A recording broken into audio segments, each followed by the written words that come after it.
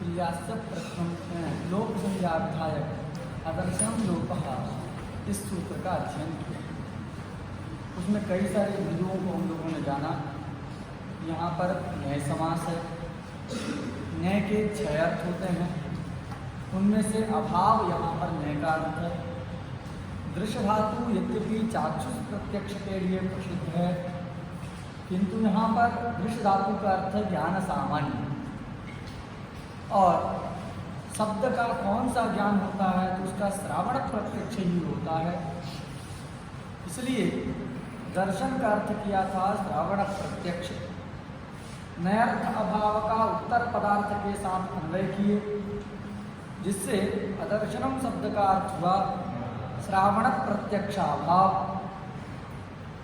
तो अगर शब्द है तो उसका ज्ञान अवर्जनीय है, इसलिए यहाँ पर अदर्शन शब्द के द्वारा शब्द का उच्चारणाभाव ही अपेक्षित है। अगर शब्द के उच्चारणाभाव की लोप संज्ञा होती है ऐसा कहा जाए तो मधु शब्द के बाद में क्विप प्रत्यय का उच्चारणाभाव है, अतः उसकी भी लोप संज्ञा होने लगेगी, जिससे प्रत्यय लोपे प्रत्यय लक्षण के द्वारा क्विप का आश्रयण करके ह्रस्वस्य पिति कृति तुक सूत्र के द्वारा तुक आगम की आपत्ति होती है। इसलिए केवल शब्द के उच्चारणाभाव को लोप कहते हैं ऐसा ना कह करके शास्त्रतः अर्थतो वा प्रसक्तस्य शब्दस्य उच्चारणाभावः लोपः, ऐसा अर्थ हम लोग करते हैं कि शब्दतः मतलब शास्त्र के द्वारा अथवा अर्थतः जिस शब्द की प्रसक्ति हो लेकिन उसका उच्चारणाभाव है तो वह लोप कहलाएगा। उदाहरण हम लोगों ने देखा था, लिट शब्द है, लिह शब्द से लिट बनता है। वहाँ पर जो सोजस मौन सूत्र के द्वारा विहित सुप्रत्यय था, उस सुप्रत्यय का लोप हो गया, मतलब उच्चारणाभाव हो गया। तो शास्त्रतः सोजस मौट इति शास्त्रतः प्रसक्तस्य सुप्रत्ययस्य तत्र उच्चारणाभावः अस्ति, अतः तस्य तत्र लोपः। वहाँ पर सु का लोप है, ऐसा कह सकते। प्रसादात् प्रेक्षते ससुरात् जिह्वेति इत्यादि स्थल में देख करके अथवा आरूढ़ होकर के इस प्रकार अर्थ वहाँ है, तो अर्थ है तो तदबोधक शब्द का प्रयोग करना चाहिए था। अर्थतः शब्द की प्रसक्ति है, अर्थ को देख करके लेवंत शब्द की वहाँ प्रसक्ति है, लेकिन उसका प्रयोग नहीं है, उच्चारणाभाव है लेवंत का, तो वहाँ ल्यप का लोप मान लिया जाता है और ल्यप लोप मान करके ही पंचमी वृत्ति की उत्पत्ति होती है। तो आहत्य दर्शनम लोपः इति शास्त्रस्य कहा शास्त्र को अर्थ को वा प्रसक्तस्य शब्दस्य उच्चारणाभावः लोपः, यह जो है लोप पदार्थ हम लोगों ने। अब नियम है, यह एक नया पाठ आरंभ हो रहा है, या संज्ञा जो भी संज्ञा होती है उसका कोई न कोई फल अवश्य होता है। या संज्ञा लोक संज्ञा की है तो लोक संज्ञा का फल क्या है, लोक विधान लोक कार्य होगा, इसको कहते हैं। तो ये बता दिया कि लोक किसको कहा जाता है। अभी लोक करने वाला एक सूत्र है, तस्य लोपः। सूत्र में 2 पद हैं। तस्य यह तत्शब्द के षष्ठी एकवचन का रूप है। लोपः यह लोप शब्द के प्रथमा एकवचन का रूप। द्विपदात्मकम विधि सूत्र विडम, ये संज्ञा प्रकरण में पठित जरूर है लेकिन संज्ञा सूत्र नहीं। ये लोप का विधान करता है, तो विधि सूत्र जो विधान करे उसको क्या कहते हैं, विधि सूत्र। तो तस्य लोपः लोप विधायकम विधि शास्त्र। अब यहाँ देखिए, ये जो तस्य दिख रहा है, साक्षात हमने देखा 2 पद है, तस्य और लोप। तस्य में भी दो अंश हैं, एक तत् शब्द है, प्रकृति है, और गस प्रत्यय है, लेकिन तस्य इत्यत्र अंशद्वयम् तदिति प्रकृति गस इति प्रत्ययश्च। प्रकृतिभूतः यः तच्छब्दः अत्र वर्तते स सर्वनाम संज्ञकः, और ये सर्वनाम संज्ञक है तत्, तो होगा क्या? सर्वनाम शब्द स्वभाव से पूर्व के परामर्शक क्या होते हैं? सर्वनाम शब्द स्वभाव से पूर्व का परामर्शक होता है, बोधक होता है, ऐसा नियम। सर्वनाम नाम उत्सर्गता पूर्व परामर्शित्वम, नियम। ये नियम। और ये तत्शब्द किसका परामर्श करेगा? तो ये पठित कहाँ है? 8वें अध्याय, पहले अध्याय के तीसरे पाद का संभावित 9 नंबर का सूत्र है तस्य लोपः। इसके पहले 7 ऐसे सूत्र हैं जो इस संज्ञा का विधान करते हैं। इसके पहले 8 सूत्र हैं। 8 सूत्रों में सबसे पहला सूत्र है भूवादयो धातवः। पहले अध्याय के तीसरे पाद का पहला सूत्र है भूवादयो धातवः। उसके बाद उपदेशे जन्नासि हलन्त्यम, फिर नाचलम हलन्त्यम, और उसके बाद फिर आपका आदि पूर्वः सह प्रत्ययस्य चुटु लसक्व तद्धिते हैं। ये सारे सूत्र जो है लगभग तो कुस्माना, ये सारे के सारे सूत्र वहाँ एक प्रकरण में पढ़े। तो एक संज्ञा प्रकरण जो है 8 सूत्रों का, उसका ये अंतिम सूत्र है तस्य लोपः। तो तत्शब्द किसका परामर्श करेगा? तो इसका परामर्श करेगा। तो पहले जितने 7 सूत्र हैं, इसके पहले जो 7 सूत्र हैं वो सब क्या करते हैं? इत संज्ञा का विधान करते हैं। तो इसका प्रकरण है, इसलिए यहाँ तत्शब्द किसका परामर्श होगा? इत का। तो तत् का अर्थ हो गया इत, ये तत् का अर्थ है इत, और गस प्रत्यय है तो उसका षष्ठी को जोड़ देना यहाँ, तो बन जाएगा इतः। क्या बन गया? इतः। इतः का अर्थ क्या हो गया? इत संज्ञकस्य।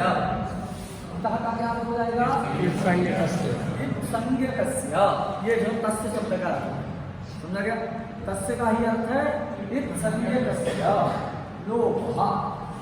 जो इत संज्ञक वर्ण है, उस इत संज्ञक वर्ण का क्या हो जाता है? लोप हो जाता है। कोई दिक्कत अर्थ में?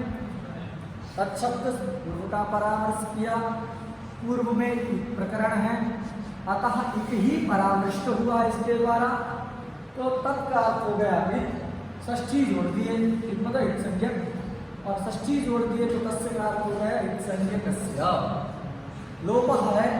इत संज्ञकस्य लोपः। क्रिया का अध्ययन करना है तो सर्वम वाक्यम क्रियायां परिसमाप्यते, इसलिए स्यात् क्रिया को ले आइए तो इत संज्ञकस्य लोपः स्यात्। वृत्ति मिलकर तस्येतो लोपः स्यात्। तो ये तस्येतो का मतलब क्या है? तस्य है इक्वल इतः। तस्य का मतलब ही इतः, समझा गया? उसका मतलब ये तस्य इतो लोपः स्यात्। तस्य मतलब इतः, इत संज्ञकस्य लोपः स्यात्। तो इत संज्ञक का लोप होता है अथवा लोप हो, इस प्रकार सूत्र का अर्थ। इस अर्थ में किसी को दिक्कत? अब थोड़ा सा हम विचार करते हैं संक्षेप में। क्या विचार है कि ये अर्थ आप जो कर रहे हो, वह अर्थ करने के लिए तस्य रखने की जरूरत नहीं। अर्थ क्या करना है? इतः लोपः स्यात्, यही करना। इत संज्ञकस्य लोपः स्यात्। यह अर्थ अगर तस्य के बिना भी निकल जाए तो तस्य रखने की जरूरत है? तो यह अर्थ तस्य के बिना भी मिल जाएगा। कैसे मिल जाएगा? तो कहे इस सूत्र बनाएंगे लोपः। क्या सूत्र बनाएंगे? इस लोपः सूत्र में इत की अनुवृत्ति आ जाएगी। क्या हो जाएगी? यहाँ उपदेश है जमुनासिक इत से इत की अनुवृत्ति आ जाएगी और इत को षष्ठी एक वचन के रूप में बदल देंगे। तो क्या बन जाएगा? हाँ, लोपा है ही, क्रिया का अध्याय कर लिए, क्या बन जाएगा? इत संज्ञे तस्य लोपः स्यात्।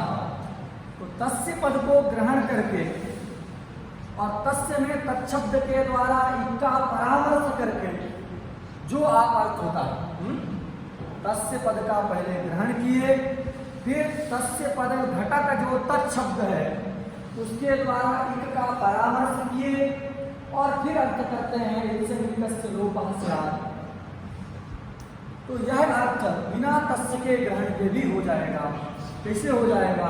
तो लोपः इत्येतावत् मात्रं सूत्रं स्वीकृत्य उपदेशे जमुनासिक इस सूत्र के द्वारा इत पद का अनुवर्तन कर लेंगे। अनुवृत्ति हो जाने के बाद उसका षष्ठ्यं तत्वेन विपरिणाम कर देंगे। शब्द बार बार बोलेंगे विपरिणाम। विपरिणाम का मतलब बता देते हैं बदलना। विपरिणाम का मतलब क्या है? बदलने को ही विपरिणाम कहते हैं।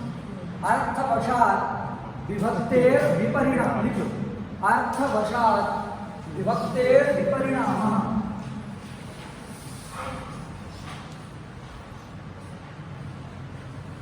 अर्थवशात्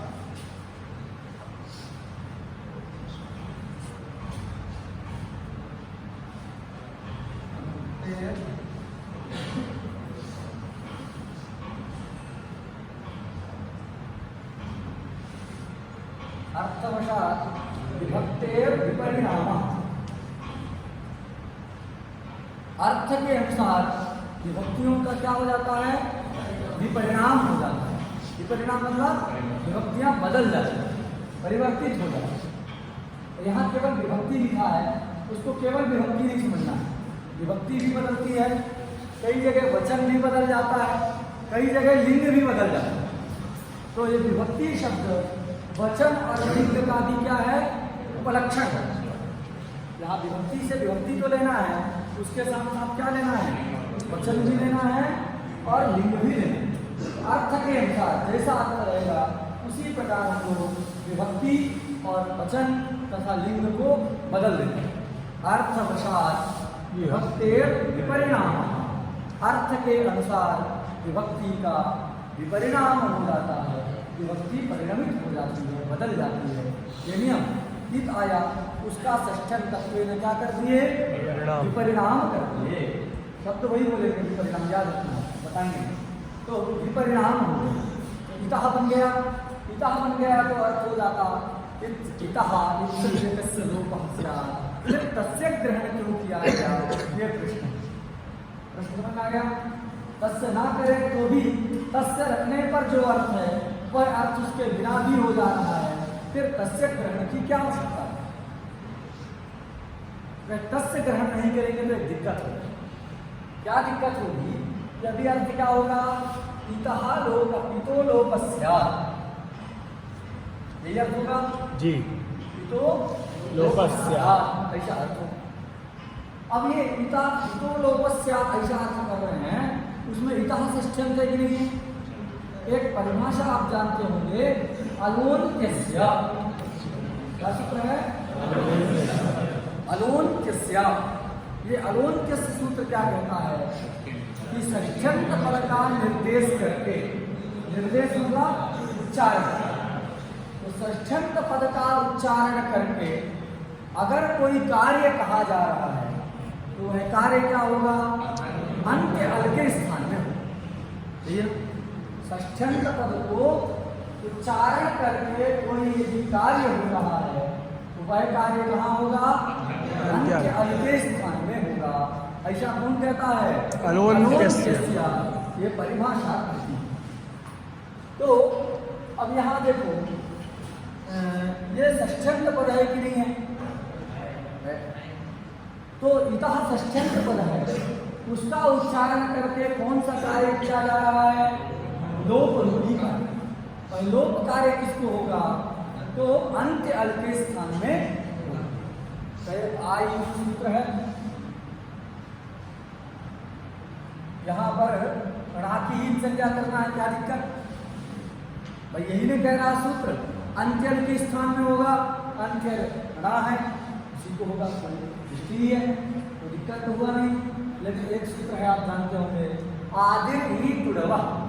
क्या सूत्र है? आदिर ही टुडवा। आदिर ही टुडवा। टुडवा। क्या सूत्र है? आदिर ही टुडवा। आदिर ही टुडवा में सह प्रत्यय के द्वारा आदिर ही टुडवा सूत्र, तो ये क्या करता है? धातु के आदि में यदि ई रहे अथवा टू रहे या डू रहे तो उसकी क्या हो जाती है? उसकी इत संज्ञा करती है। क्या करता है? आदि की टुडवा यदि इत संज्ञा करने वाला सूत्र कहाँ करता है? धातु के आदि में। धातु के आदि में क्या रहे? ई रहे अथवा टू रहे अथवा डू रहे, तो डू, टू और ई इनमें से कोई धातु के आदि में है तो उसकी एक संज्ञा होगी। समझा गया? तो पूरे उनकी संज्ञा, केवल एक वर्ण की नहीं, पूरे टू की संज्ञा है, और ये नकार विशिष्ट टू की संज्ञा है पूरे समुदाय। अब देखो लोप करना है तो सिद्धांत क्या आप पढ़ते हैं? डुक्रिय करणे। क्या पढ़ते हैं? डुक्रिय करणे। वहां एक संज्ञा किसकी होती है? डू की होती है कि केवल ऊ की होती है? पूरे डू की संज्ञा होगी। लोप किसका होता है? पूरे डू का लोप। ये सिद्धांत बसता क्या है? इसे साक्षात हम लोग कह देते हैं क्री धातु। धातु पाठ क्या है? डुक्रिय करणे। तो डुक्रिय करणे धातु है, इस डुक्रिय करणे धातु में डू की संज्ञा हो जाती है किससे? अब इत संज्ञा तो हो गई, लेकिन उसका क्या करना है? इत संज्ञा का फल है लोप। बताइए ना, या संज्ञा तो डू की संज्ञा किया, उस डू की संज्ञा का फल क्या है? लोप। डू की संज्ञा का फल है तस्य लोपा से लोप। लोप किसका होगा? तो इतः षष्ठ्यंत है, उस इतः षष्ठ्यंत पद का उच्चारण करके होने वाला जो लोप कार्य है वो किसको होगा? अंत्य को। इत संज्ञा के डू, उसका अंत्य क्या है? ऊ। इत संज्ञा के डू, उसका अंत्य है ऊ। तो केवल ऊ की संज्ञा होगी, पूरे समुदाय की संज्ञा नहीं होगी। उसी प्रकार तू नदी समृद्धौ, तू नदी समृद्धौ धातु, तू नदी समृद्धौ धातु में तू की संज्ञा है ना? तू नदी समृद्धौ, तो टू की संज्ञा हो जाती है आदि। अगर तस्य नहीं रखते हैं तो इतः लोपस्या, इतः ये षष्ठ्यंत है, उस षष्ठ्यंत का उच्चारण करके होने वाला लोप कार्य उसके अंत्य को होगा, तो ये टू में अंत्य है, उसकी तो संज्ञा हो जाएगी, उसका तो लोप हो जाएगा, लेकिन टा का लोप नहीं होगा। बात सुना रही? तो ये एक समस्या खड़ी हुई। इसके लिए सूत्रकार ने क्या किया? तस्य को रखा। क्या किया? प्रयोजन समझ में आ रहा है? क्यों रखा? क्योंकि इत लाएंगे तो इत संज्ञकस्य लोपः भवति, ये अर्थ तो निकल जाएगा, इस अर्थ के आने में कोई दिक्कत नहीं। किंतु जहां समुदाय की संज्ञा होती है, उस इत संज्ञक समुदाय का जब लोप करने चलेंगे, इत संज्ञक समुदाय एक वर्ण नहीं है, दो वर्ण, तो जहां एक संज्ञक समुदाय, जहां समुदाय की संज्ञा होती है आदि टुडवा सूत्र के द्वारा, वहां पर जब लोप करने चलेंगे तस्य लोपा सूत्र के द्वारा, मतलब लोपा सूत्र के द्वारा, तो अलोन्त्य से परिभाषा लग गया, और अलोन्त्य से लग गया तो क्या होगा? अंत्य अल के स्थान में लोप होता है, ऐसा ही अर्थ है। अंत्य अल जो उकार है उसका तो लोप हो जाएगा, लेकिन गा शेष बचा रहेगा, जिससे इष्ट रूपों की सिद्धि होगी। अतः क्या करने की आवश्यकता है? तस्य ग्रहण करने की आवश्यकता है। कहे भैया तस्य ग्रहण कर दिए, ठीक है, फिर भी तो षष्ठ्यंत है, तस्य भी तो षष्ठ्यंत है, वो गया थोड़ी, फिर अलून्त्य से लग जाएगा। तो अलून्त्य से पुनः लग गया तो फिर तस्य ग्रहण करना व्यर्थ हो जाएगा। तस्य ग्रहण क्यों किए? अलून्त्य को रोकने के लिए। अलून्त्य से लग रहा था और जो कह रहा था अंत्य को ही रोको, तो उस अंत्य को लोप ना हो, अपितु जिस समुदाय की संज्ञा हुई है उस समग्र समुदाय का लोप हो, इसलिए क्या रखा गया सूत्र में? समझा गया कि यस्य समुदायस्य संज्ञा विहिता तादृशस्य संघातस्य लोपः भवतु इति प्रयोजनं मनसि निधाय एव सूत्रकृद्भिः तस्य इति पदं सूत्रे निवेशितम्। बात सुना गई? सूत्र में तस्य इस पद का निवेश क्यों किया गया, उसको रखा क्यों गया? क्योंकि जिस समुदाय की संज्ञा हुई है उस पूरे समुदाय का लोप। अब तस्य रखने के बाद भी ये लोग तस्य लग जाएगा, क्योंकि तस्य षष्ठ्यंत है, तो फिर वही स्थिति आ जाएगी कि अंत्य का लोप होगा, पूरे समुदाय का लोप नहीं हो पाएगा। तो फिर तस्य रखना क्या होने लगेगा? व्यर्थ। वही तस्य ग्रहण व्यर्थ होकर के बताएगा कि अलून्त्यस्य इति परिभाषा अत्र न प्रवर्तते। अलून्त्यस्य परिभाषा नहीं लगेगी। बात सुना गई? अलून्त्यस्य इति परिभाषा अत्र न प्रवर्तते, ये कौन बताएगा? तस्य। वही व्यर्थ होने लगेगा, व्यर्थ होकर के बताएगा कि परिभाषा नहीं लगती है, तो क्या हो जाएगा कि संपूर्ण समुदाय का विलोप हो जाएगा। कुछ लोग कहते हैं उसको रोकने के लिए तस्य ग्रहण की भी आवश्यकता नहीं है, एक परिभाषा है, तो याद कर सकते हैं। नानार्थके लोन्त विधि, नानार्थके लोन्त विधि,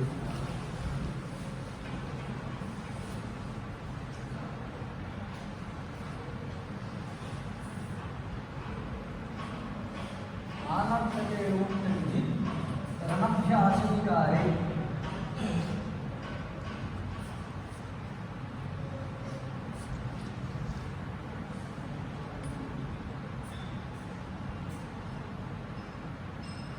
नानार्थके लोन्त्य विधिरनभ्यासनिकारे, एक परिभाषा है। नानार्थके लोन्त्य विधि रनभ्यासनिकारे, रनभ्यास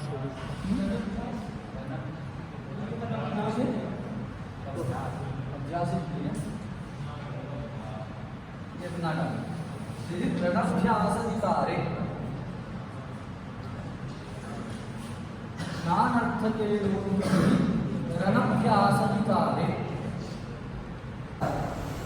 अर्थ के लाभ में कोई दिक्कत नहीं, किंतु समस्या क्या है? तो ऐसा अर्थ करने पर जहाँ पर समुदाय की संज्ञा होती है वहाँ पर क्या होगा कि जब लोप करने चलेंगे तो अलून्त्य से परिभाषा लग जाएगी, जिससे अंत्य अल का ही लोप होगा, पूरे समुदाय का लोप नहीं होगा। अतः जितने समुदाय की संज्ञा हुई है उतने पूरे समुदाय का लोप करने के लिए सूत्र में क्या रखा गया? तस्य रखा है। तस्य रख देंगे तो अलून्त्य से परिभाषा नहीं लगेगी। क्यों? क्योंकि फिर लग जाए तो तस्य ग्रहण फिर व्यर्थ हो जाए।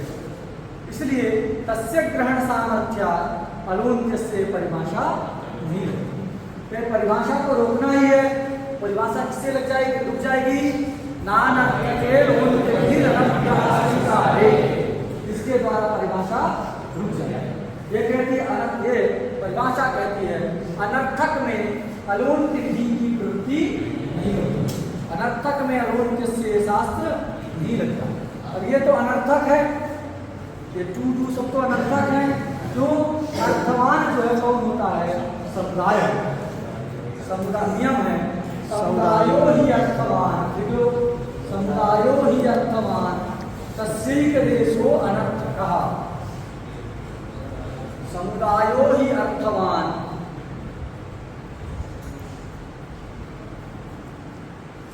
तस्यैक देशो अनर्थकः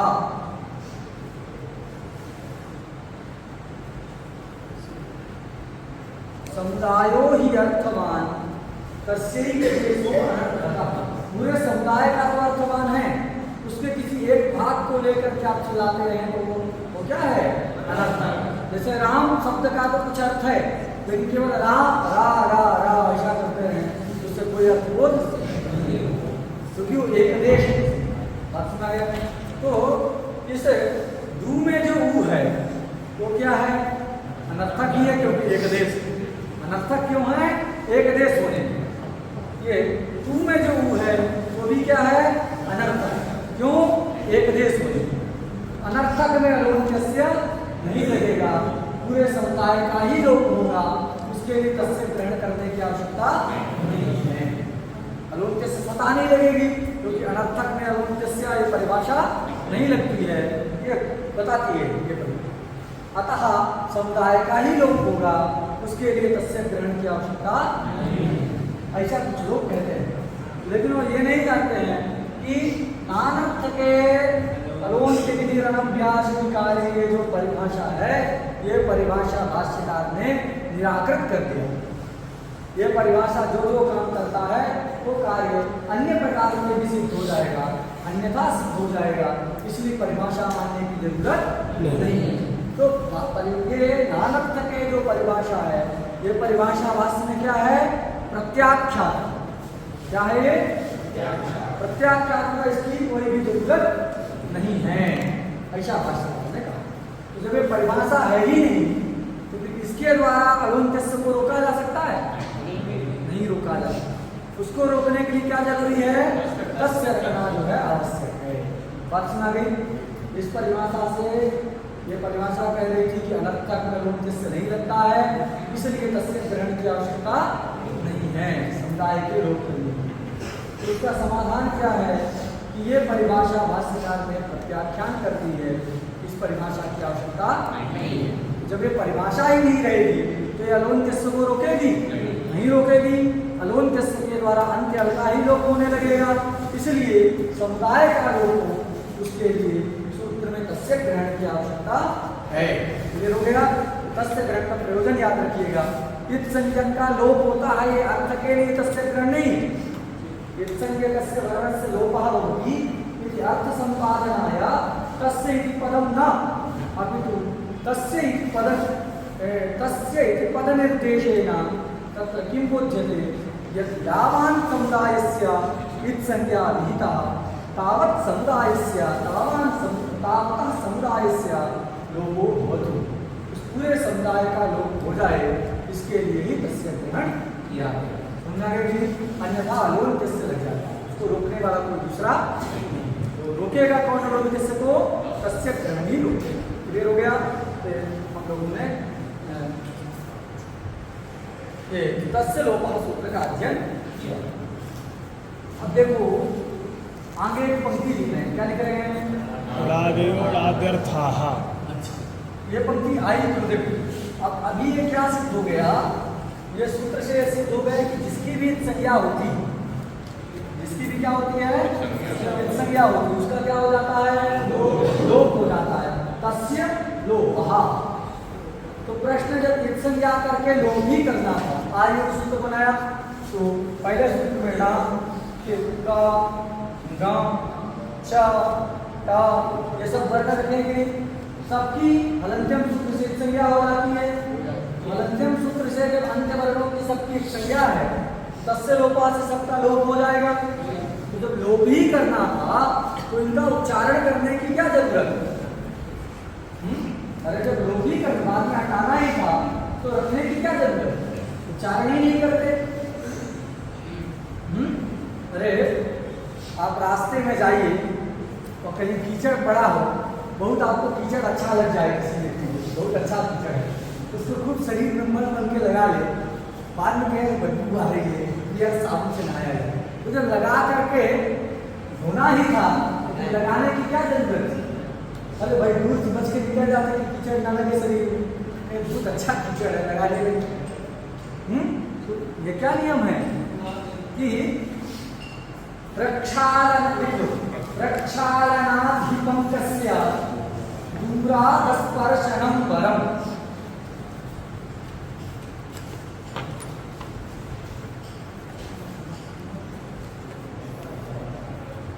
प्रक्षालनाधिपङ्कस्य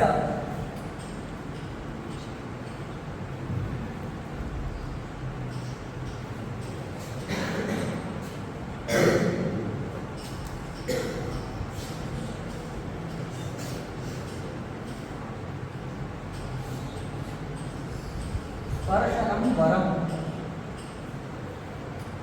प्रक्षालनाधिपङ्कस्य दूरादस्पर्शनं वरम्।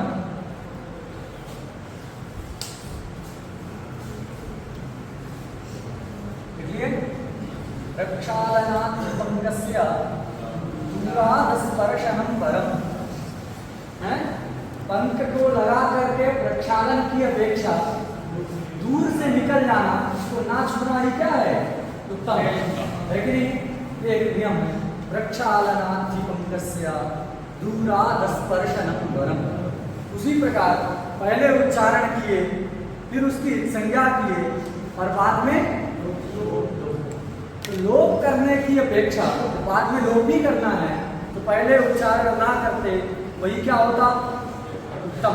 इस नियम के अनुसार प्रक्षालनाधिपङ्कस्य दूरादस्पर्शनं वरम्, इस नियम के अनुसार क्या उचित था? ना लगाना ही उचित, आगे नहीं। तो कितना समय लग गया? पहले उच्चारण किए, उनका हम लोग पढ़े, इनको भगवान शंकर ने जोड़ा है, उनका प्रयोजन क्या है, तो ऐसा क्या आएगा ये पढ़े, फिर हलचल टूटने के कारण पढ़े संज्ञा करने के लिए, फिर 4 दिन का समय हमारा बर्बाद हुआ। बाद में कहिए सब चले जाएंगे, जिसको इतने दिन से पाले उसे बड़ा किए हैं, कहीं तो जाएगा। तो भाई मैं पुत्र उत्पन्न किए, पढ़ लिख करके बड़ा हो गया, नौकरी चाकरी करना लगा, उसको मार दिए। अरे मारता है था तो क्यों इतना प्रपंच किए? तो अगर लोग ही करना था तो उच्चारण ना करना ही श्रेष्ठ था। उच्चारण क्यों किए? प्रश्न होगा कि नहीं? तो उसका उत्तर ग्रंथकार प्रश्न में बता दिया, हमारा काम है प्रश्न बताना, उत्तर ग्रंथकार बताना। तो प्रश्न समझ में आ गया कि नहीं? क्या प्रश्न था कि आयु इत्यादि सूत्रेषु ये अंतिमे भवाः ऋकार ककार ककार चकारादयः वर्णाः तेषां इत्संज्ञा भवति। इत्संज्ञायां जातायां तत्फलभूतः लोपश्च तेषां सिद्ध्यति। इत्संज्ञा का फलभूत है लोप, लोप हो जाता है। तो लोप हो जाता है। प्रश्न यह है कि अगर इत्संज्ञा करके लोप भी करना था तो प्रक्षालनाधिपङ्कस्य इस न्याय के अनुसार उच्चारण ना करना ही उनका क्या था? श्रेष्ठ था, वर था। फिर आखिर उच्चारण क्यों किया गया? णा का ना चाय वर्णों के उच्चारण का क्या प्रयोजन है? ये एक प्रश्न, क्योंकि सबका तो लोप ही हो रहा है। फिर उच्चारण करने का क्या प्रयोजन है, उनको रखने का क्या प्रयोजन है? ये एक प्रश्न।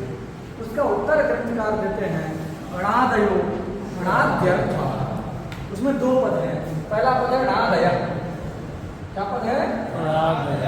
णादय में बहुब्रीहि समास। णा आदिर येषां ते, णा आदिर येषां ते णादयः बहुब्रीहि। णा आदिर येषां ते णादयः। तो कौन है णादयः? सारे अंतिम वाले। णा किसके आदि में है? इत संज्ञक के। सूत्र के आदि में नहीं है, सूत्र में तो आ है, लेकिन जो 14 इत संज्ञक वर्ण है, अथवा 14 ना कहकर 15 कह दीजिए, दीक्षित जी के मतलब 15 आदि तो इत संज्ञक है। तो 14 सूत्रों में जो 15 अनुबंध हैं, उन 15 अनुबंधों में से आदि में कौन है? णा। तो णा आदिर येषां ते णादयः। णा का गां चा इत्यादयः अनुबंधः। ये सारे अनुबंध समझा गया? णादया से किसको लेना है? णा का गां चा, ये सारे अनुबंधों को णादया के द्वारा। तो णादयः किमर्थं सन्ति? तो पहले तो बता दें णादयः अणाद्यर्थाः।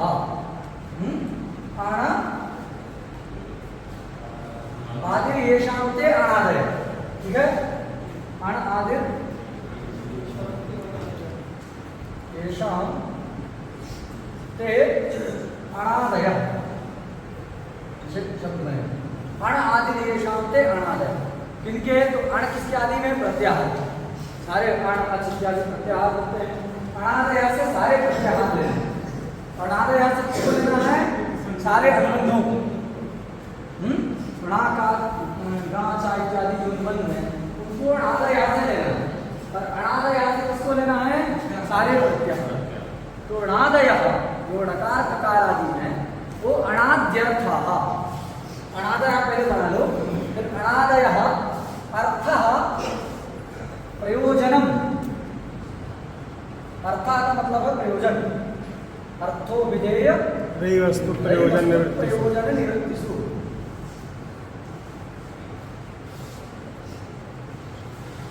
ये ऐसे शब्द बनेंगे अण आदि येषां ते अणादयः अणादयः अर्थः प्रयोजनम येषां ते अणाद्यर्थाः समझा गया तो ये अणादयः किमर्थं सन्ति अणाद्यर्थाः अणादयः अण अच इत्यादि जो संज्ञाएं हैं आदयः से समझ लेना अण अच इत्यादि जो संज्ञाएं हैं प्रत्याहार हैं उन प्रत्याहारों की सिद्धि के लिए ही अणादयः सन्ति समझा गया उसको चाहे तो आप क्रम परिवर्तन करके समझने के लिए बोल सकते हैं अणाद्यर्थाः अणादयः सन्ति समझा गया अण अच इत्यादि प्रत्याहाराणां सिद्ध्यर्थं णकारादयः वर्णाः सन्ति नकारादयः इत्संज्ञकाः वर्णाः सन्ति उनकी का समझा गया नाया को दूसरे बताएं हाँ अणादयः का मतलब समझ में आ गया समास है अण आदि येषां ते अणादयः बहुव्रीहि समास हो गया क्लियर कौन है अणादयः णा का गा चा ये सब अणादयः से लेना ये सब किस लिए हैं इनका तो सब लोप ही हो रहा है किस लिए तो प्रयोजन बताया कि अण आदि येषां ते अणादयः अणादय मतलब अण अच इत्यादि सब प्रत्याहार तो अणादयः अर्थः प्रयोजनम येषां ते ये अणादयः बहुव्रीहि समास में अन्य पदार्थ की प्रधानता होती यहाँ अणादयः अर्थः येषां ते अन्य पदार्थ कौन है अणादयः तो अण अच इत्यादि इत्यादि जिनका प्रयोजन है ऐसे हैं आदि मतलब णकार आदि रखने का प्रयोजन प्रत्याहारों की सिद्धि है अगर वो नहीं रखेंगे इत्संज्ञक वर्ण नहीं मिलेंगे आदिरंतेन संहिता के द्वारा प्रत्याहारों की सिद्धि नहीं हो सकती बात समझ गया अतः अनादि संज्ञाओं की सिद्धि के लिए अनादि संज्ञाओं की सिद्धि अर्थ सिद्धि क्या है उसका नकार आदि का प्रयोजन है बात क्लियर होगी तो ये हम जान गए इनका उच्चारण करना व्यर्थ नहीं है ये सब सार्थक ही है याद रखना इस पंक्ति का ठीक से क्लियर नहीं रहता लोगों को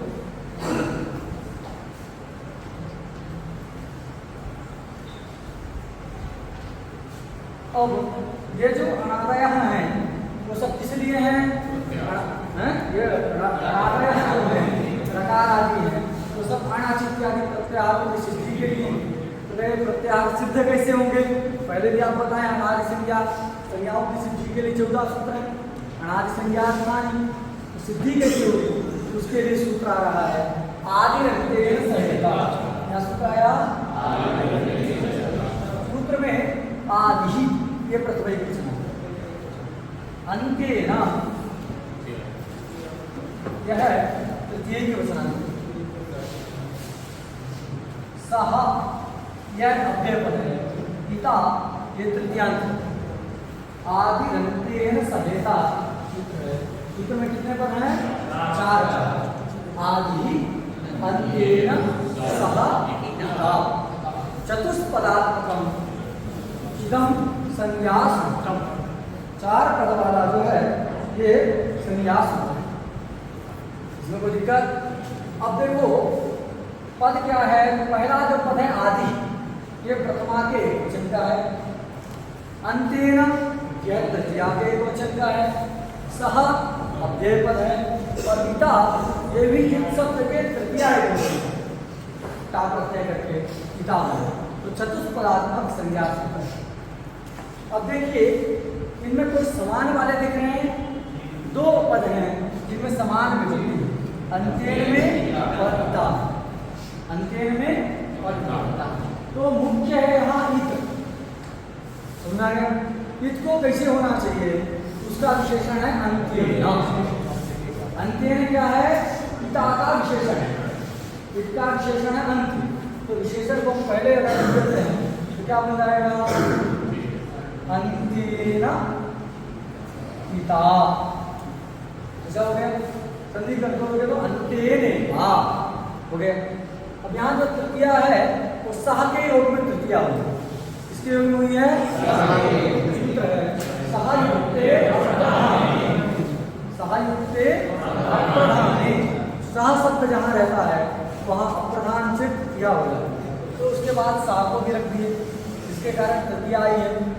सह नहीं रहेगा तो तृतीया कैसे रहेगी, इसलिए क्या मतलब विशेषण है, इसलिए पहले आए अंत्येन इता सह, बच गए आदि,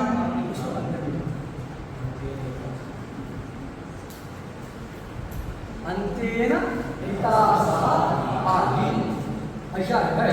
चार पद, अब क्या आदि, सीधे सीधे अर्थ तो यही है, अंत इत वर्ण के साथ आदि। आदि क्या, तो यहाँ एक छोटी सी कथा सुनाते हैं। एक किसान था, वो क्या था, सुबह खेत में गया, सुबह सुबह उठा, सोचा कुछ पशु लोग खेत में नुकसान ना किए हों, देख करके आते हैं। तो जब खेत में गया टहल रहा था तो एक मोटा सा मेढ़, क्या था, मेढ़, इसके ऊपर लोग चलते हैं, तो मेढ़ चलते हैं। अब खेत मेढ़ में क्या किया जाता है कि एक खेत से दूसरे खेत में पानी ले जाने के लिए नीचे से छेद कर दिया, पता है कि नहीं, ऐसा छेद कर देते हैं, मेढ़ से ऊपर लोग चलते रहते हैं, थोड़ा सा छेद रहता है, पानी आता रहता है। तो क्या देखता है कि वो मेढ़ के छेद में, ऐसा छेद है बीच में तो दिख नहीं रहा, लेकिन इधर में पूंछ हिला रहा है सांप, सांप का क्या है, पूरा सर्प नहीं दिख रहा है, केवल उसका पूंछ हिल रहा है। उस साइड झांक के देखा, इधर क्या है, उधर उससे हिला रहा। तो उसका क्या दिखा, आदि भाग दिखा और अंत भाग भी दिखा। तो क्या समझा कि बीच वाला भाग भी है। पहले तो क्या सोचा, हो सकता है किसी ने सांप को मार करके हमको डराने के लिए उसका पूंछ लगा दिया, लोग मार देते हैं, कट जाता, उसको रख दिया। लेकिन देखा कि दोनों साइड हिल जुल रहा है, मतलब जीवित है। जीवित है मतलब बीच वाला भाग नहीं रहेगा तो जीवित नहीं रहेगा, बीच वाला भाग गायब हो जाए तो जीवित रहेगा, नहीं रहेगा। तो आगे भी हिल रहा है, पीछे से भी हिल रहा है, इसका मतलब बीच वाला भाग भी है। दिख नहीं रहा है वो भाग, लेकिन वो सोचा कि है। तो उसी प्रकार यहाँ आदि भी है, अंत भी है, वो आदि अंत बिना मध्य के नहीं है। इसलिए आदि और अंत को देख करके मध्यक समुदाय का हम क्या करेंगे, आक्षेप करेंगे, उसको ले आएंगे। मध्य का नाम अभी सामान्य भाषा में कहें तो मध्य का नाम पद को जाएंगे, क्या लेंगे, मध्य का नाम, क्या लेंगे, मध्य का नाम लेंगे। समझा गया कि नहीं, क्योंकि मध्यक के बिना आदि और अंत नहीं रह सकता। तो एक नियम लिख लो, येन बिना यदनुपपन्नम तत्तेन आक्षिप्यते। येन बिना